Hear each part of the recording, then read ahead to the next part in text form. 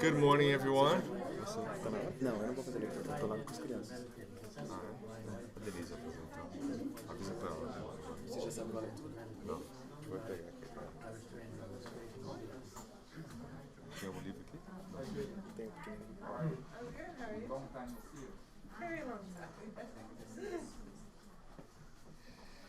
Good morning, everyone. Good morning. It's so nice to be here. We finally made it. It's over 20 degrees. Not too bad. So I know inside your hearts is way more than 20 degrees. We all have warm hearts and, feeling the good vibration of being here this beautiful morning. There's so many people here, incarnated, discarnated, the ones we can't see. It's actually packed full, I can tell you that. We're all celebrating today. And you tell me, oh, what are you celebrating today? There's so many things to celebrate. I can list you like, I don't know, 100 things probably. We don't need to say, oh, it's someone's birthday. No, it's just we're here. Isn't that a reason to celebrate? We're healthy, we're here, we're learning. We can help others, we can walk out today and enjoy the beautiful weather and, go out with friends and help someone and be nice to people. That's a reason to celebrate, isn't it? There you go. So I'm more than happy to introduce you guys today to this amazing lecture, which is going to be Jesus, Kardec, and Emmanuel. And I don't want to spoil and tell too much about it, but I know Tiago's has a script here that I'm actually reading, which looks very interesting, and I'm looking forward to it. And I welcome everyone that's connected with us through the internet today. It's always a pleasure to see you guys here, join us and taking part of the discussions and questions and the conversation. And before we start, we're going to have our initial reading. And Denise will come here and help us with that. And then I'll come back and I'll do a little prayer so we can get started. And then right after that, Tiago will come and then we'll enjoy his lecture. Thank you. Hi, good morning. I'll be reading the book Happy Life by Divaldo Pereira Franco, Spirit Joana de Angelis. Do not give your mental spaces over to vulgar thoughts. Fill all the branches with ideas of edification, action for good, your own and other happiness. It is in the mind that plans of action are initiated. The empty mind creates unfortunate images which are emboldened with great destructive power, consuming those who projected them as well as others. Struggle purposefully to keep those empty hours from filling up with mental garbage that will make you unhappy or vulgar.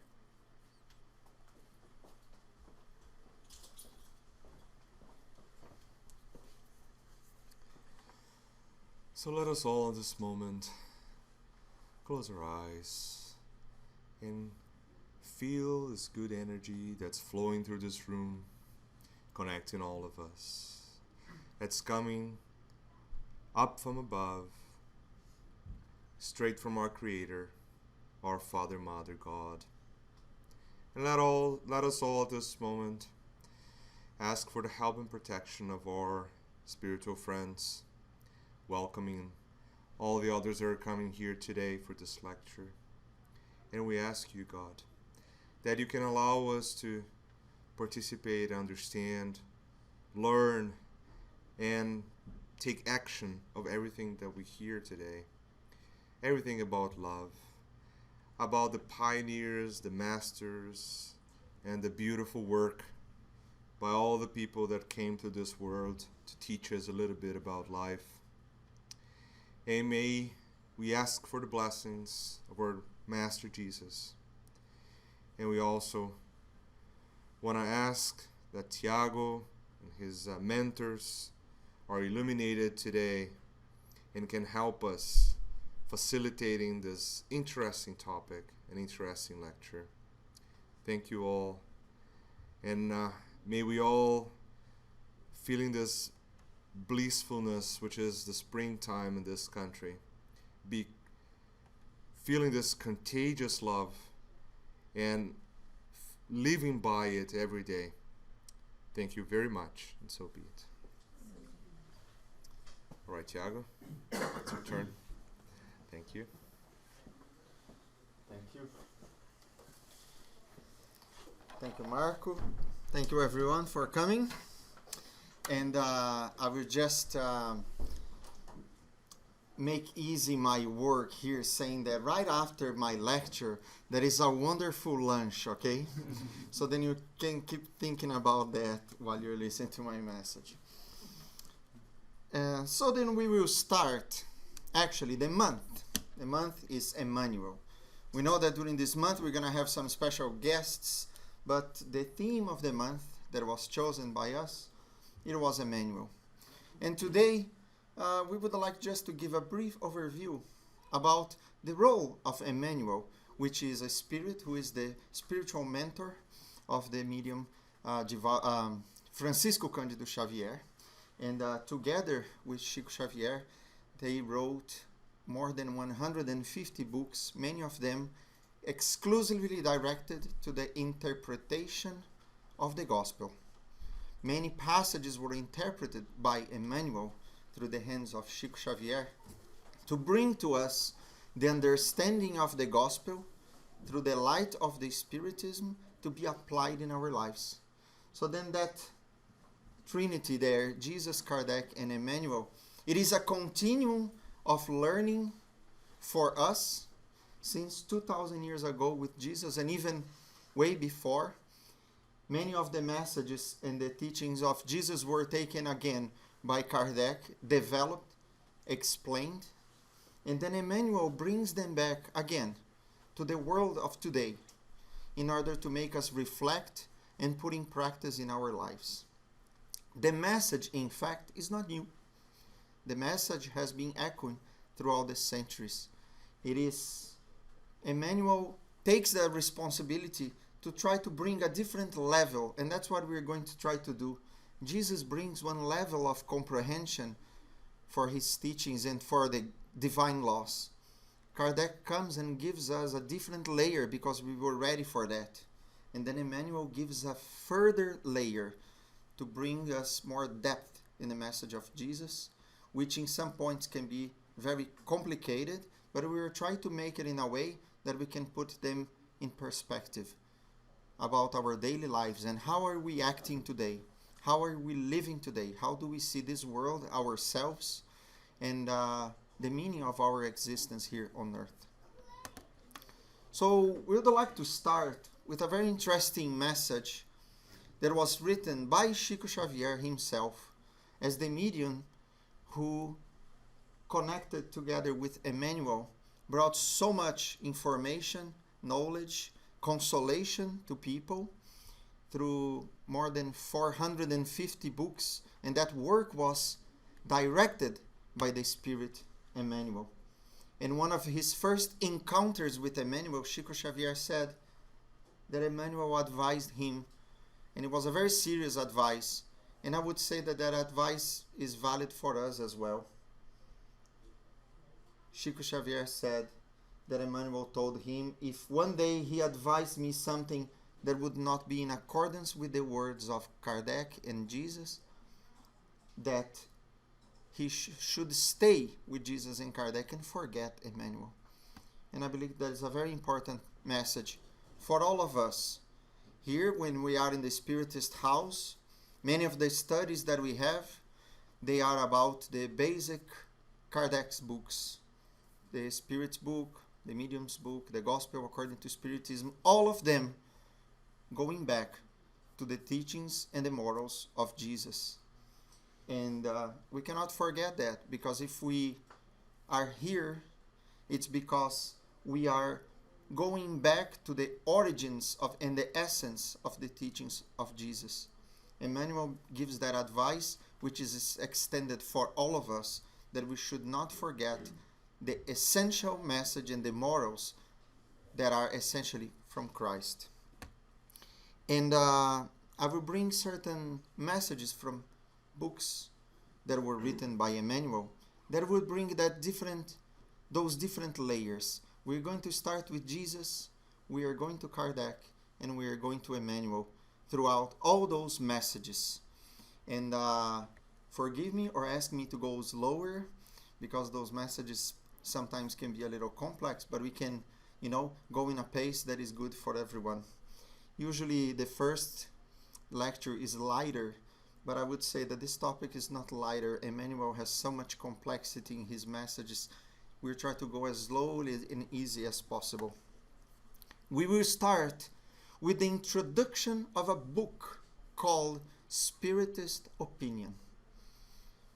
And right in the introduction, Emmanuel brings Jesus and Kardec. And the first message that he brings is reminding us when Jesus said that I have not come to abolish the law or the prophets, but I came to fulfill them. What does that mean? Jesus condenses the Decalogue of Moses in 2 basic laws. Love the Lord your God and your neighbor as yourself. Jesus brings a different perspective of a law that has been brought to us already. And he didn't think twice, he just develops, and he brings a different meaning, he brings a different depth on the 10 commandments that were the immutable laws given by the Spirit to Moses. And he never thought twice, but he had the opportunity to bring back, to explore those laws. And many of his teachings were bringing back the law and the prophets and giving them a different meaning for the people in that time. In the same way, Kardec says the Spiritism didn't come to abolish the Christian law, but also to fulfill it and to give them a different expression as well. It develops, completes, and explains the Christ's morals in clear terms, so then it's accessible for everybody, because he knew that many of the teachings of Jesus were given in allegorical, in symbolic form. So that is Allan Kardec giving continuity to the message of Christ, because we know today that the Spiritism is the promised consoler promised by Jesus, the Spirit of truth that would shed light to his teachings that could not be taught so clearly in that time. The people were not ready. But by the time that Kardec was codifying the Spiritism through the messages of many of the spirits directed by the Spirit of truth, they call themselves, we are then the promised consoler, the voices of heaven that are bringing a different meaning for all the teachings of Christ. And Emmanuel then, in a very, really beautiful message called The Master and the Apostle, he will refer to Jesus and Kardec. Jesus as the Master, Kardec as the Apostles, and us, we are the students that are in a classroom for more than 2,000 years right now. And right now we are trying to make sense of all those teachings that have been brought to us. And Emmanuel tells us that Jesus would invite to love. And Kardec will talk about charity, right? Without charity, there is no salvation. There is the clarity and a different explanation that he will give to the law of love. Love your neighbor as yourself. He puts the love in action for us.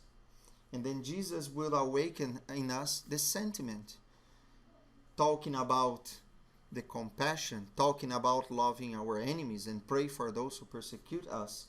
And Kardec will awaken in us the reason. If Jesus talks about the faith coming from the heart, Kardec will talk about the faith that comes from the reason. So then he gives also more clarity, putting aside the blind faith that was a misunderstanding of Jesus' message, and bringing that faith through reason. We must comprehend, we must study, understand. If we want to believe or not after that, we have elements enough to make our own choices. And of course that in the Gospel, according to Spiritism, Kardec will say that many of the passages of the Bible and many of the teachings of Jesus were almost unintelligible for us if we don't have the key to unlock its meanings. Recently we had a lecture, and if you go to our page, you will see the strange morals of Christ, when Christ talks about bringing not a peace but a sword, or casting fire upon the earth, or to forsake mother and father. Some of those messages are almost unintelligible for us if we don't have the key to understand its essential meanings. And the key is entirely within the Spiritism, as Kardec would say. So Emmanuel is not bringing us something new, but is reminding us to know the connection that has been made between Jesus and Kardec, and that connection should be made because understanding the message of Jesus through the light of the Spiritism is the key for us to put them in practice and to live better. Now, we go to another layer of understanding, first of all, through what Jesus is for us. So then we can reflect a little bit if we are talking about the messages of Jesus and the essence of his messages. Let's think first of all about Jesus himself. And Jesus told us, I am the truth, the way, and the light. And no one goes to the Father if not through me. So he's telling us that he is a spirit that came identified with God our Father, and he is always talking to us in relation to our Father, to God. And Allan Kardec takes the opportunity to ask the spirits, what is the most perfect type that God has offered mankind as a guide and as a model? And in the question 625 of the Spirit's book, that is the shortest answer ever. In one word, the spirits were very clear to explain that this type is Jesus. The most perfect being and the model of moral perfection that we can have is Jesus. That means that he is the purest expression of the divine law. All his words, all his actions, all his steps and his teachings are pure because he was perfectly identified with God. We can take lessons from Jesus that we can take forever because the teachings that Jesus gave to us are universal. And he was animated by the divine spirit, and he was the purest being who ever appeared upon the earth. And many of the prophets and other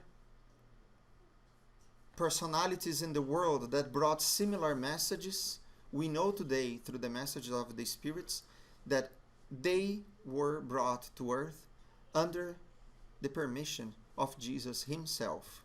Since the antiquity, talking about doing to others what you want others to do unto you, not doing to others what you don't want them to do to you. This message is universal. This message is timeless. Way before the Old Testament was written, some of the ancient Asian philosophies already talked about the same thing. And Jesus comes to remind us. And again, the Spiritism comes to remind us once again.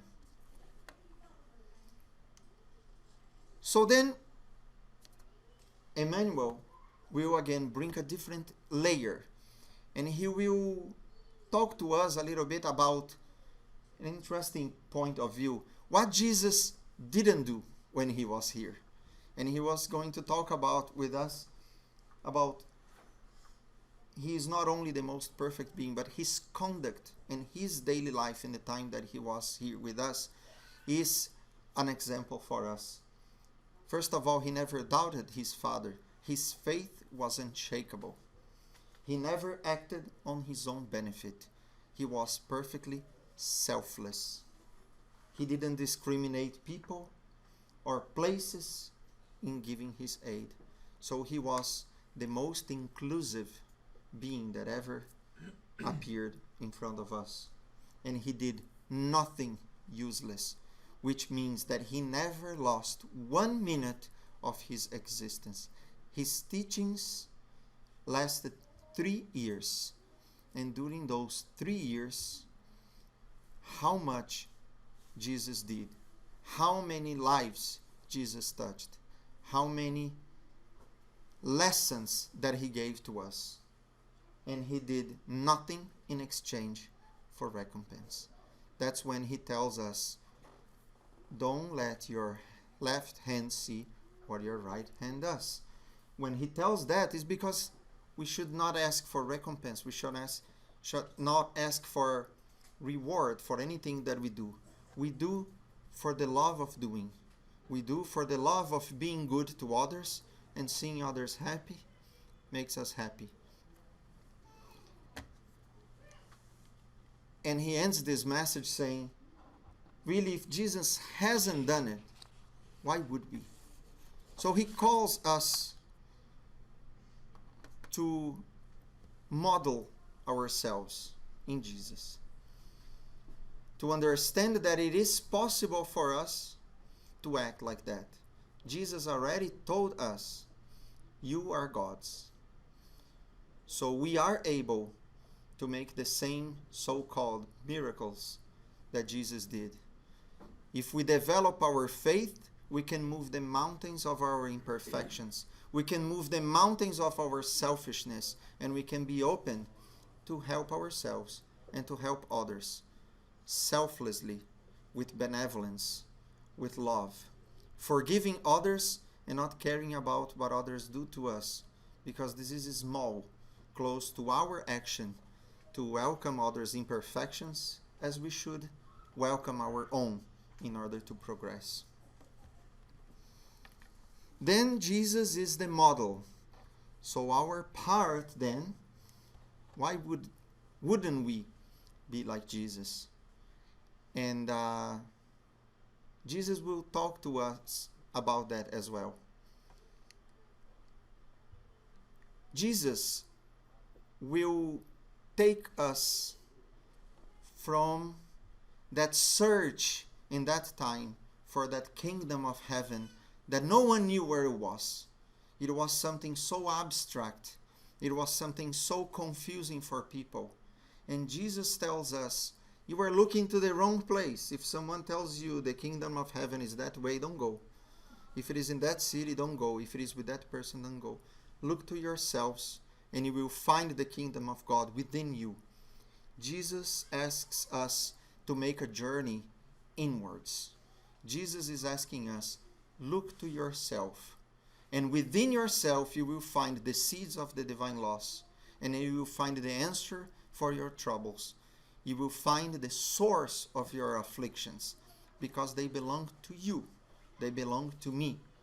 So we need to understand ourselves, understand the sources of our imperfections in order to make that transformation.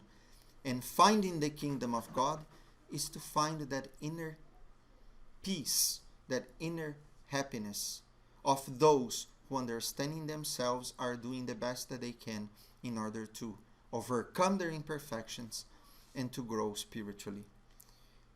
And Kardec, again, knowing that, he asks the spirits, what is the most efficient method then to know ourselves and to search for our moral improvement and to resist the attraction of evil, not to fall into our primitive passions?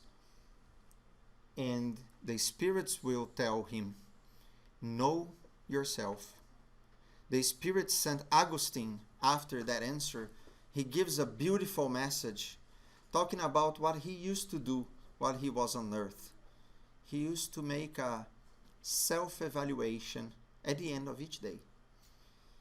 He would go back to his day and he would ask himself, what have I done today? Was I good? Was I bad? What would Jesus do in that situation?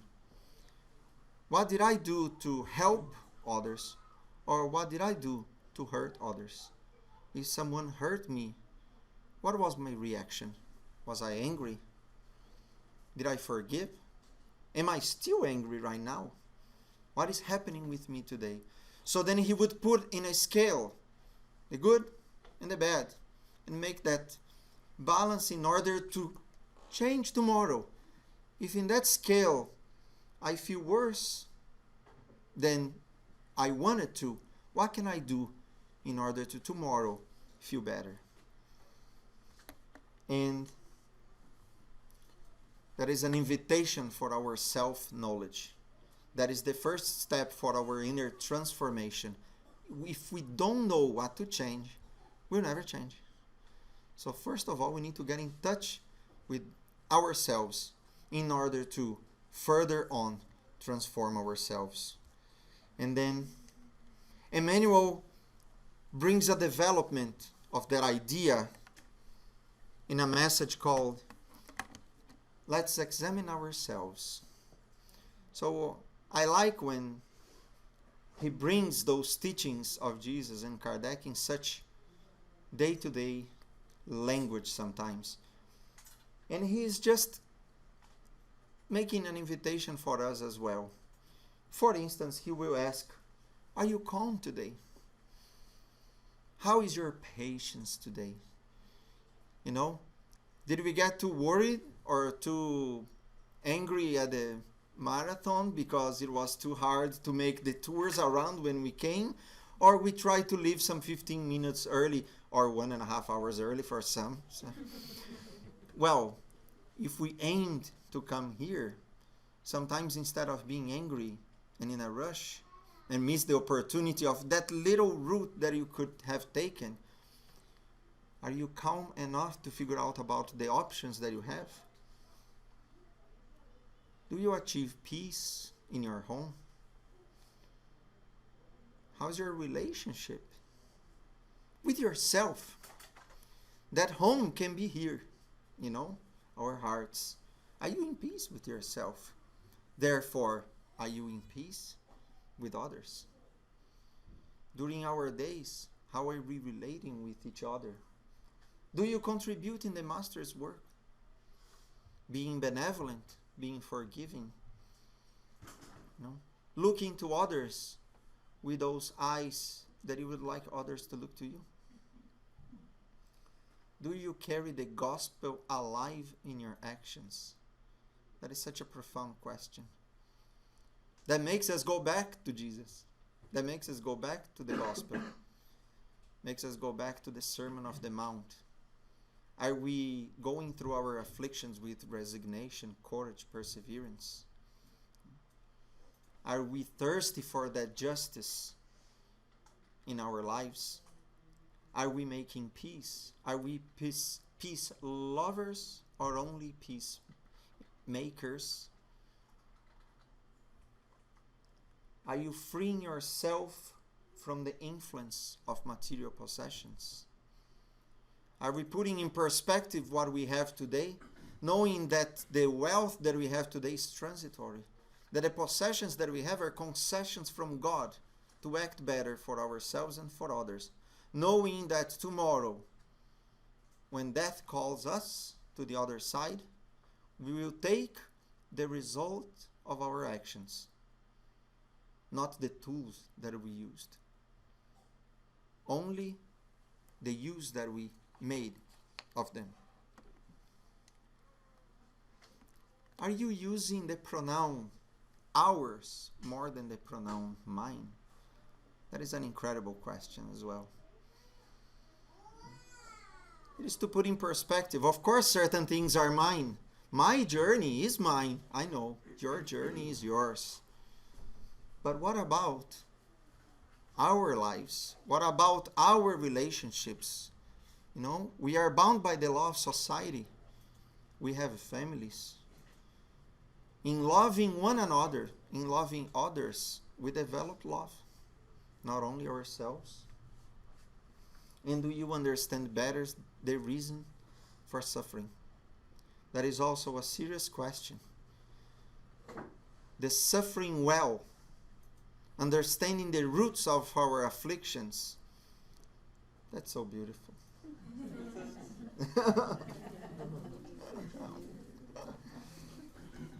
I forgot all about my sufferings just looking to his head right now, right? It's really mine. Yeah, it's yours only, right? Yeah, it's just mine. That's okay. I understand that. So we know that suffering is inherent to our condition here on earth. We're not living in a happy world. We suffer because of age. We suffer because of certain conditions that are beyond our control. We suffer because we don't like what people do to us. We suffer because we don't have money enough. We suffer because sometimes we are hungry, thirsty, we're lonely. How are we suffering? How are we going through those events? Are we taking any lesson from that? Even though sometimes we don't understand that we can take lessons from all of that. Pain belongs to all of us, but how we live it belongs to each of us alone. Do you still cultivate some disagreement? It is 11:30 in the morning. Many of us woke up at 7 o'clock. We could make the list that St. Augustine talked about. What have we done well so far? Some of us can say how many disagreements we went through during those few hours as well. But again, it is part of our lives. And Emmanuel tells us the gospel is a happiness in our heart. And he asks, are you actually happier inside in the past years? Actually, this message is interesting because he makes an invitation for us to look to our last 3 years of our lives. And then making those questions to ourselves, we can see how much we have changed in the past 3 years. But we can do that every day. We can make those questions every single day for ourselves. Every single day, that is a new opportunity for us to transform ourselves. It is an invitation to inquire our own consciousness, because that's where the source of our afflictions, but the answer for our questions, that's where they are. The spirits told Allan Kardec that the laws of God are also inscripted within our conscience as well. So that's the one that has a heavy weight when we don't go well throughout our day and we cannot sleep, because our conscience is calling us back. Pay attention on what you have done and what can you do in order to tomorrow don't feel like you are feeling right now.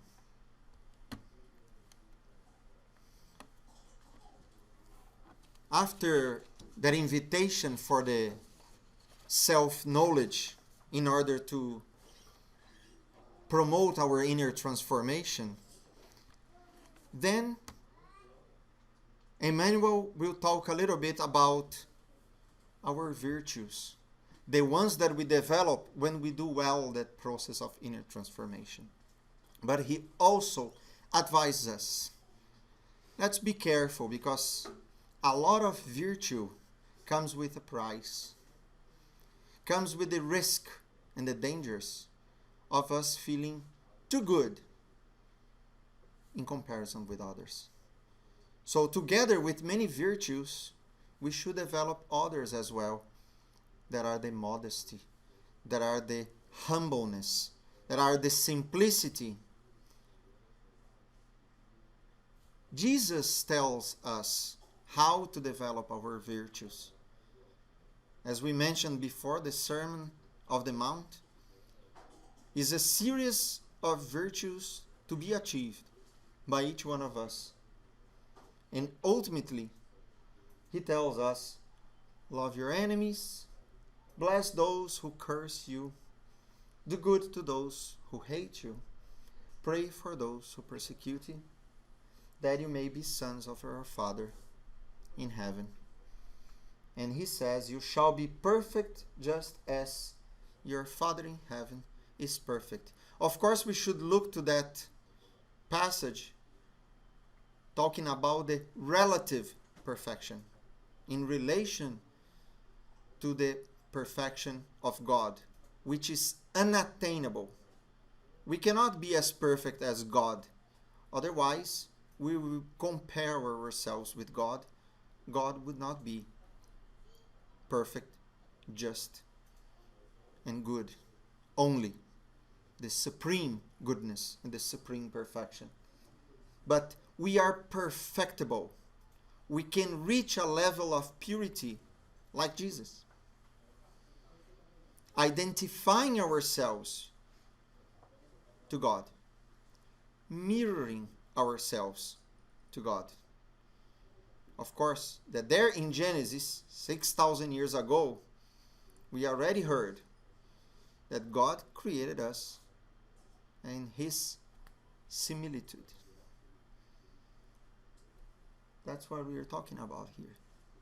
We can mirror ourselves in the perfection of God to attain the highest level of perfection that we can. One day after the other, okay? It's going to take a couple of billion years for us to get there, but if we don't start today, it's going to be a little longer. So then we need to go forward with that. And again, in the Gospel according to Spiritism, there is a beautiful passage in the chapter 17 that is called Be Perfect. And that message talks about the virtues. And those spirits will tell Kardec, it is better to have less virtue with modesty than more virtue with pride. Because the pride will have us losing and wasting the time of several incarnations, which they are calling humanities. Several human incarnations can be lost because of pride. And the humility can have us redeeming ourselves in that existence. Redeeming ourselves from what? From the pride of yesterday. So then we have the opportunity to be humble today. Many of the virtues that we have today, they can go to two different ways. We can use well with humbleness, or we can use not that well with pride. If we do this in the aid of others, we will save a couple of incarnations maybe, or a couple of sufferings tomorrow. But if we act with those virtues only for our own benefit, we may need to come back, and sometimes without them temporarily, in order to learn how to give value to all of them. And I would like to excuse myself. I don't like to put many huge messages in the slideshow, but this specific message is called Jesus, Kardec, and Us. And I only found it after we defined the name of the lecture. And it is so meaningful.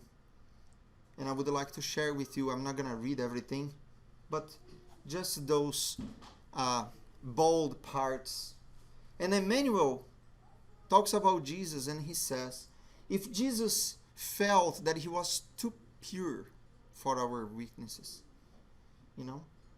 if he needed more educated people than the simple fishermen that he found as apostles, if he felt that we would not be in the same level as him, even to understand his message, because it took 1800 years for us to receive the promised consoler, we would not have known the light of the gospel.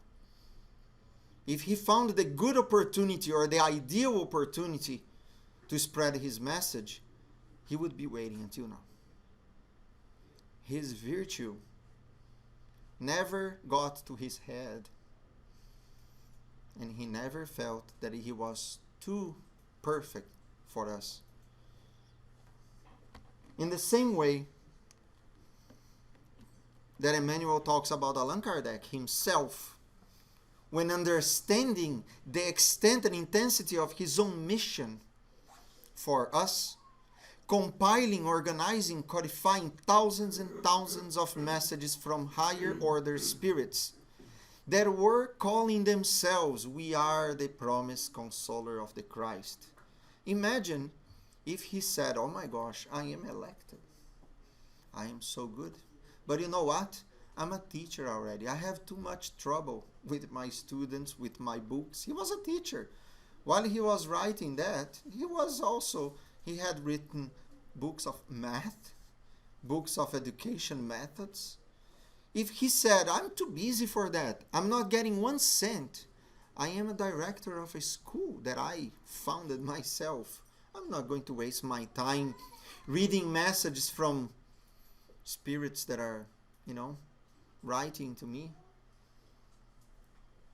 And if he waited for the important people in the French aristocracy to accept what he was saying, because for many he was considered a crazy man. For the church in that time, they were combating him ferociously. Or if he retreated before the lies that were told to him, we would not have the Spiritism that complements the gospel.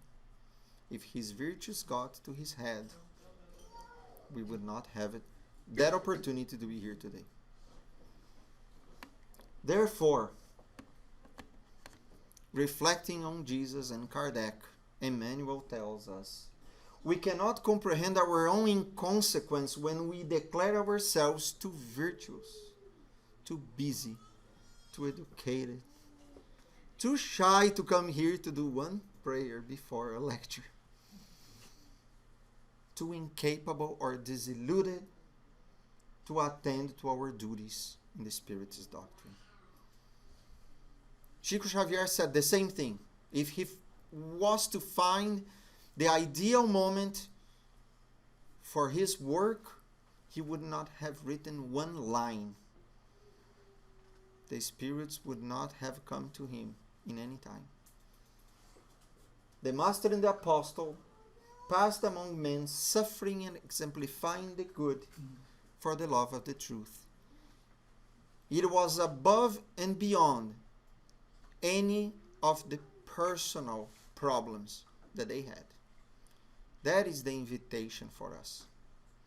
That is the invitation to put in perspective some of the circumstances that take us away from the opportunity to do good and make the effort in order to do that good, because it is possible.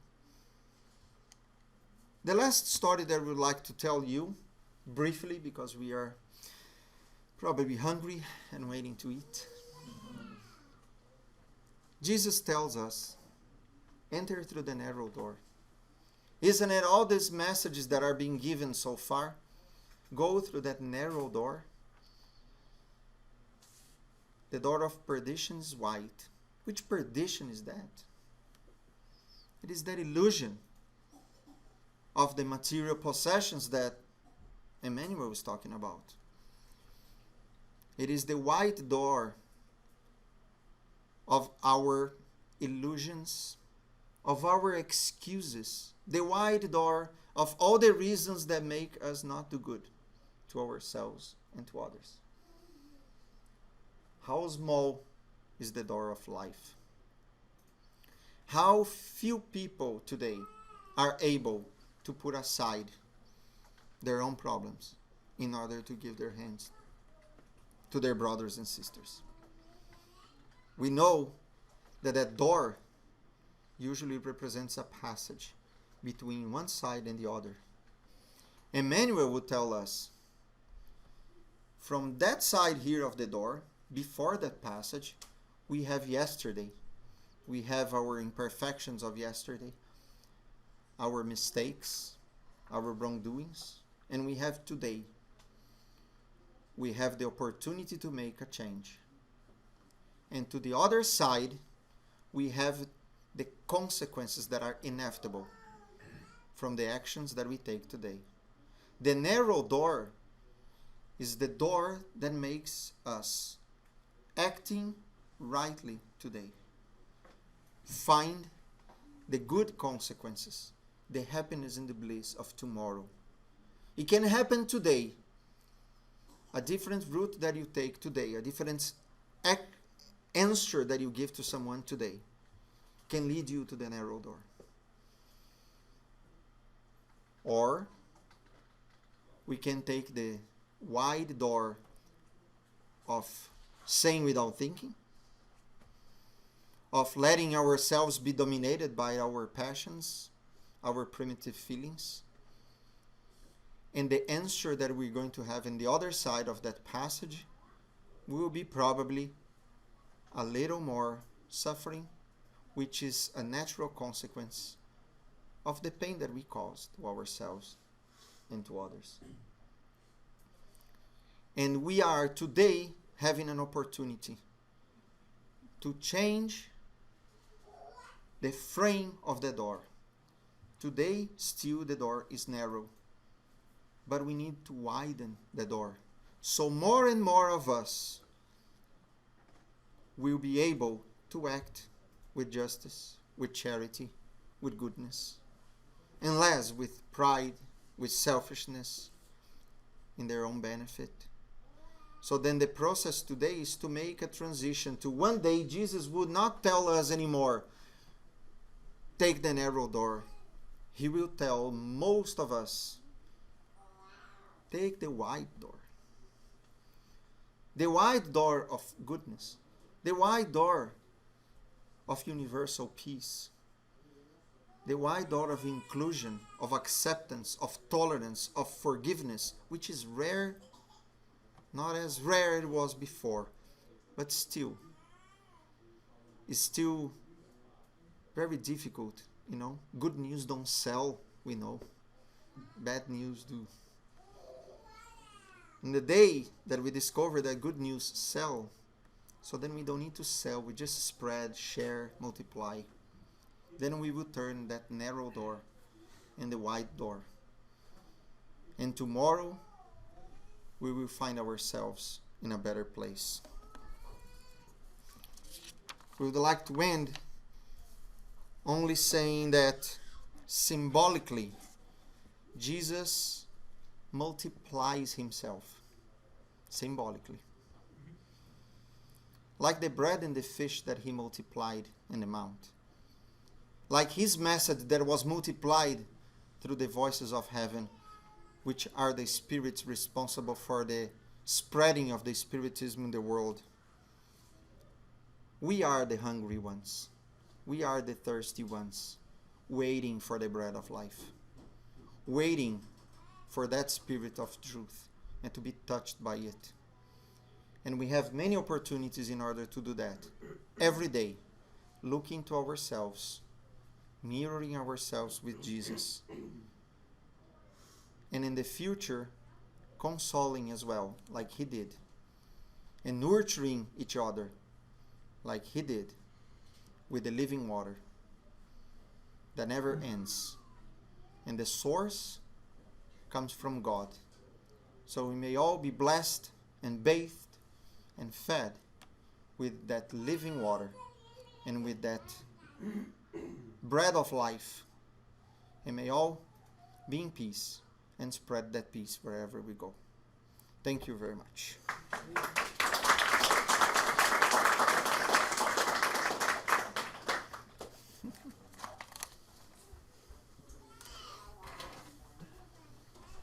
There's no MC, no question, so then I can go.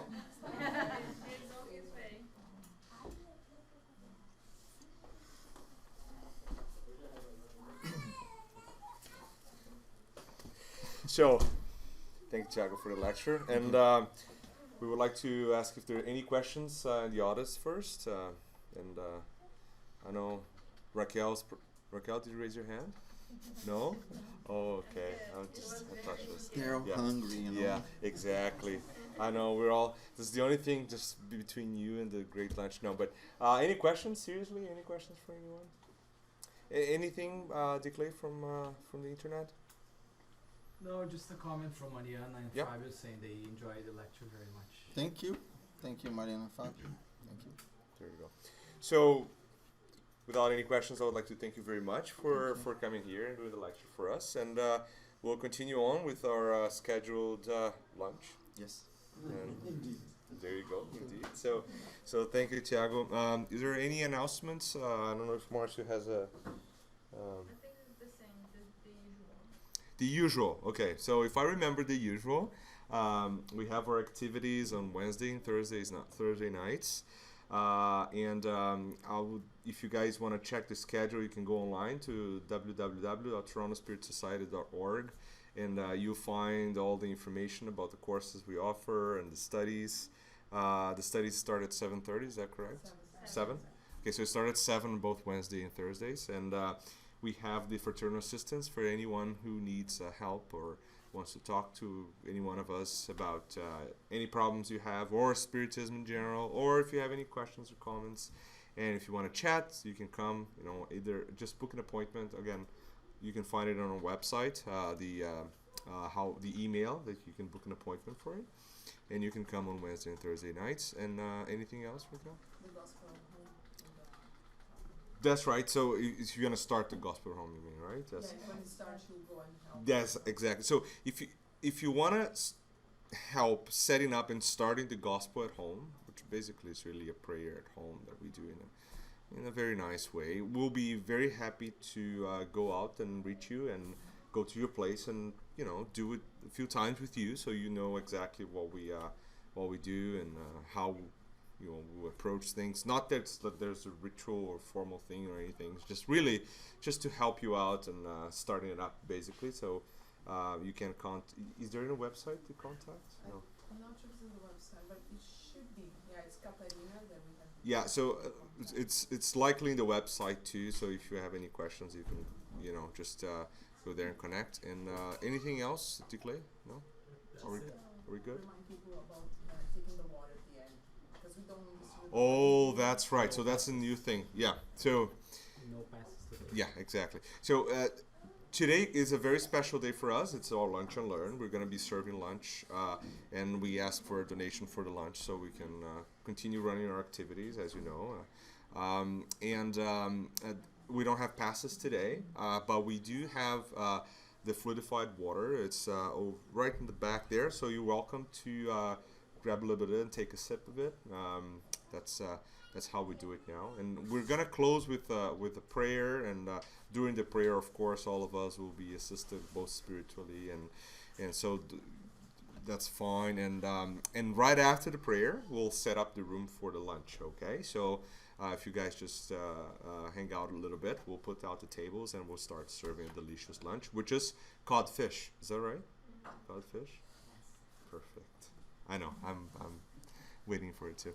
All right, Declay, are we good there? Okay. All right. So.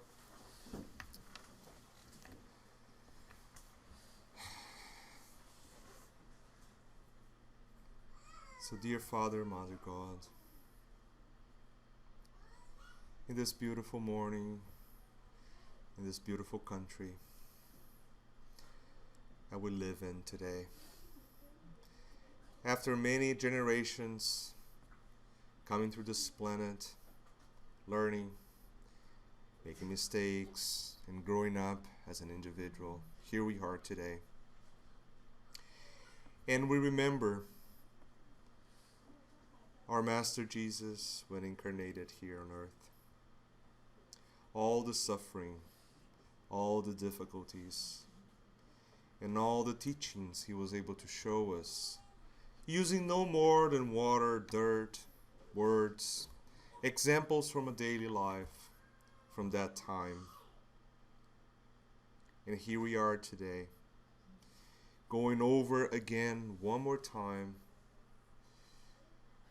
such important messages of love and charity. We are here today as the same people that were once throwing stones at others, who told us that we should love one another. And now we are the ones claiming to know that we should love one another. So may we ask God at this moment to build the strength in our hearts, the courage to do so, to go out there today and tell everyone that we are all brothers and sisters and we should respect and love one another. May we have the faith to keep moving, and may we all together continue this endless evolution towards perfection. Thank you so much for all of you here today, our spiritual friends that are blessing this place, the incarnate spirits here, Tiago for his lecture, all the mentors of the Toronto Spiritist Society and this city and this country. God, thank you very much. We ask you to bless the food that we're going to have now.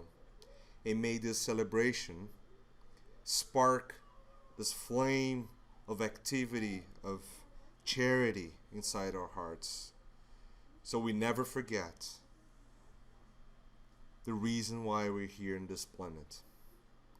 Thank you very much, and so be it.